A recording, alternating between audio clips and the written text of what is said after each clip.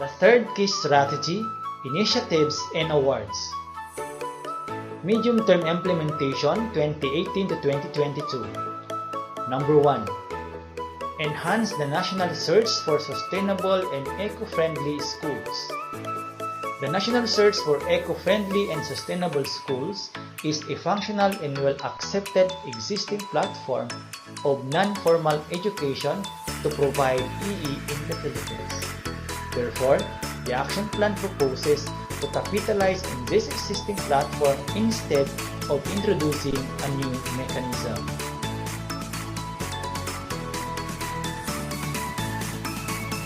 The competition has gained a lot of support from government agencies and business entities.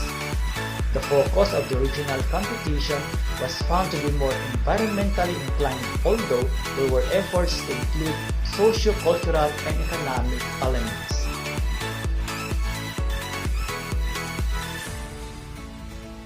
It is an unconventional mode of education that is not limited by rigid syllabus and constrained by the walls of a classroom. It offers the right balance between education, fun, critical thinking, and engagement.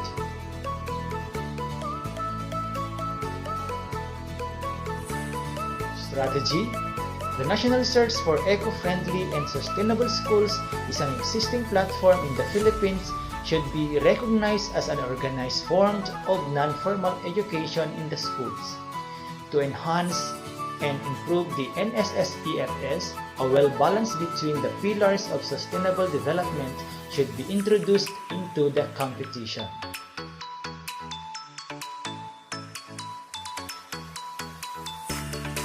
Number 2. Introduce additional socio-cultural prize.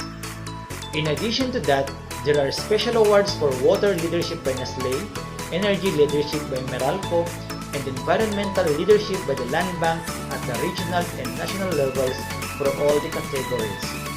Currently, there is no prize or award offered for the socio-cultural category.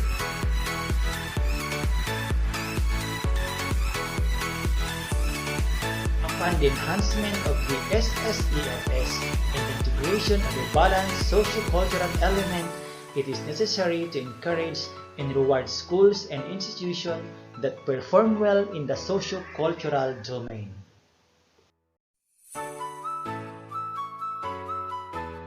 In support of the competition and initiatives to educate the young on sustainable development and to encourage and sustain local Filipino culture and values as an intangible national heritage that is in harmony with local development agenda and the global SDGs, it is important to introduce a socio-cultural prize in the competition.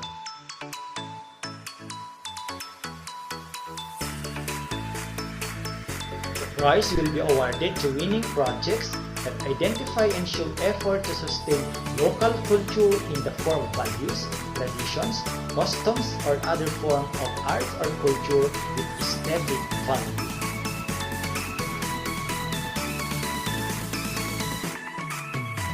Strategy to create guidelines and to identify sponsors for the new socio-cultural prize at the regional and national level by 2019.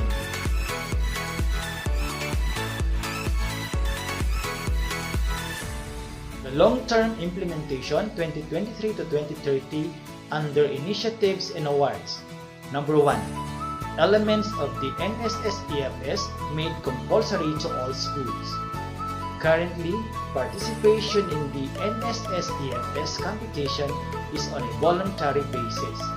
This action plan proposes that the competition should be recognized as an official, non-formal learning platform as part of the national education system that enhances the quality of education offered in the country.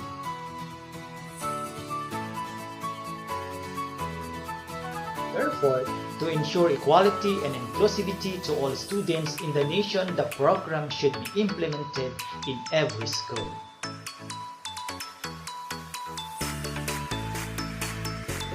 Strategy. The elements of NSSEFS should be made compulsory to every school or educational institutions. Schools that are prepared enough can submit their entry to compete in the SSEFS competition.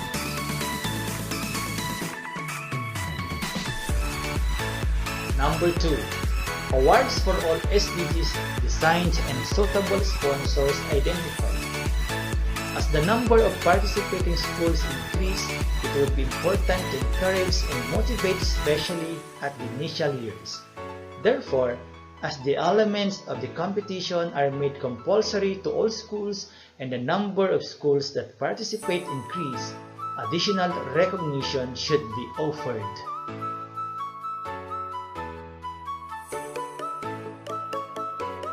Many schools might not be prepared to participate in the full competition, but they could be awarded for good and innovative initiatives in relation to a specific SDG.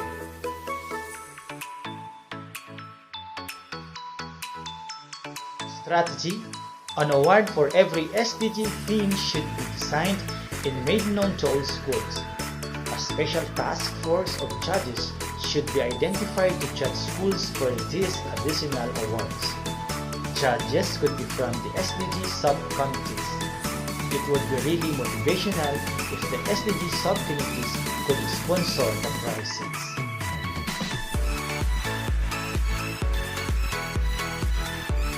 Number 3. Hall of Fames established for winning schools to compete. The current practice is that winning schools are not allowed to participate in the next cycle of competition to allow other schools an opportunity to win. Although the intention is to provide an opportunity for other schools to win, this sometimes might discourage winning schools from maintaining their efforts.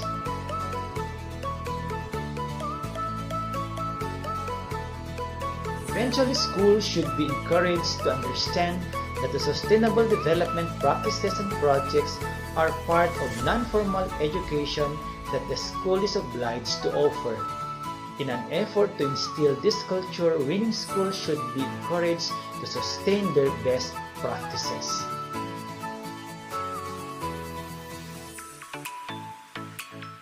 Strategy: the Hall of Fames Award should be established to enable winning schools of every cycle to learn from one another and compete against each other.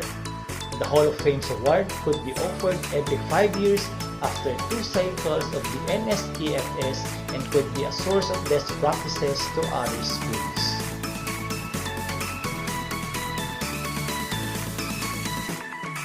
Foresight Implementation 2031-2040 under Initiatives and Awards. Number 1. Compulsory school and community level projects guided by the new development plans and other identified needs. Environmental education for sustainable development aims to provide students with real-life experiences and to be connected to real-world issues. EE should also encourage communication and engagement with community.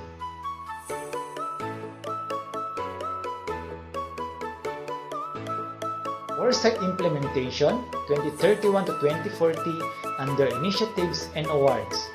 Number 1. Compulsory school and community level projects guided by the new development plans and other identified needs. The ultimate aim would be for communities to benefit from EE in schools and for students to sharpen their critical thinking and problem-solving skills. These suggested initiatives need not be guided by the NSSEFS descriptors and should be independent programs initiated by schools.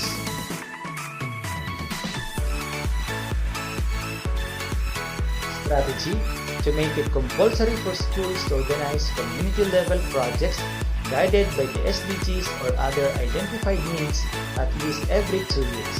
Although the SDGs are targeted for 2030, this should not limit activities and initiatives at the school level.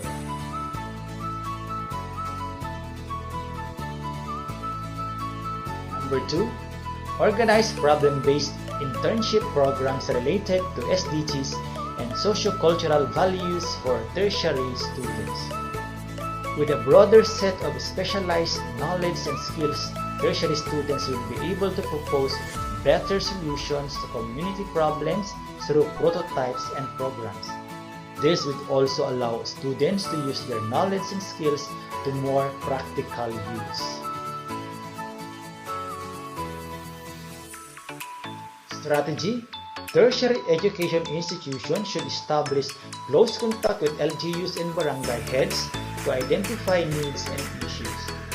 This information should be channeled to students of different majors to communicate with the communities on the ground and propose solutions.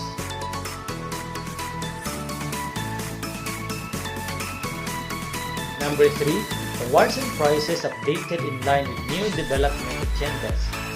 Post-2030, there is a high probability that new national and global development agendas will be introduced, and it's important to be in sync with such changes.